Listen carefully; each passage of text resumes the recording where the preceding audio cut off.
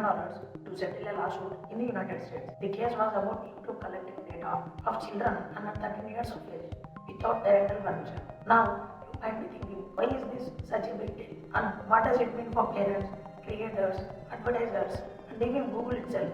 Let's understand the full story step by step. But before we begin, make sure you subscribe to this channel because here we bring you the latest stories about businesses, startups, and technology in a way that's easy to understand. So first, what really happened?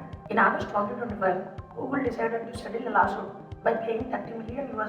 The case was filed in a US court, and it said that YouTube was collecting personal data from children under 13 years old. This data includes things like online activity and watch history, then used for targeted ads. The problem is that there is a law in America called COPPA, Children's Online Privacy Protection Act. This law clearly says that no company can collect or use personal information of children under 13 years without proper consent from parents. By collecting this data, YouTube was seen as a breaking the law. Now let's go a little back in time. This is not the first. YouTube has faced such an issue. In 2019, Google has already paid a massive $170 million fine to settle a similar case with the US government. After that, in 2020, YouTube announced big changes. If you remember, any video that was marked as a made for kids no longer showed personalized ads. YouTube also removed features like comments, notifications, and certain tracking systems from kids' videos. This was a huge shock for many creators because their income went down when targeted ads were removed. For some children content creators,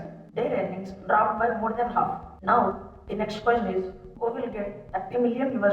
This settlement is meant for families of children under 13 years who used YouTube between 2013 and 2020. According to the lawyers, there are around 35 to 45 million children who may be eligible. But here is the catch. Not everyone will claim. Usually, in such cases, only 1 or 2% of families file claims. That means each family may get around $30 to $60.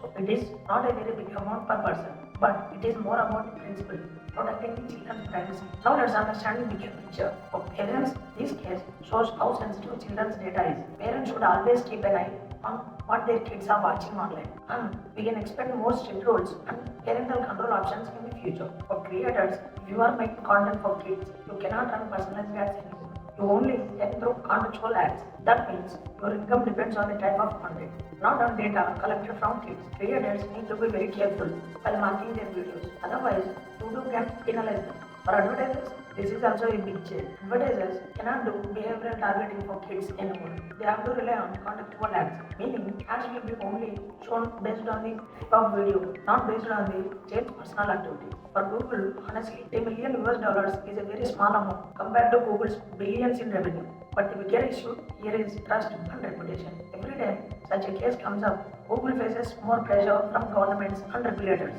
For regulators, this settlement came at a time when the FTC is already updating COPPA rules. That means the rules are coming soon, and companies like YouTube, TikTok, and many others will face even more scrutiny. So the key takeaway is very simple. Data is the new oil, but when it comes to children, governments are very strict. Even a tech giant like Google has to pay huge fines and change its system. For parents, it is a reminder to monitor children's online activity. Creators and advertisers, it's a reminder that the digital world is moving towards more transparency and safety for kids. So if you found this video helpful, do give it a like, share it with your friends, and don't forget to subscribe to the channel for more such stories on businesses, startups, and technology. Thanks for watching, and I'll see you in the next video.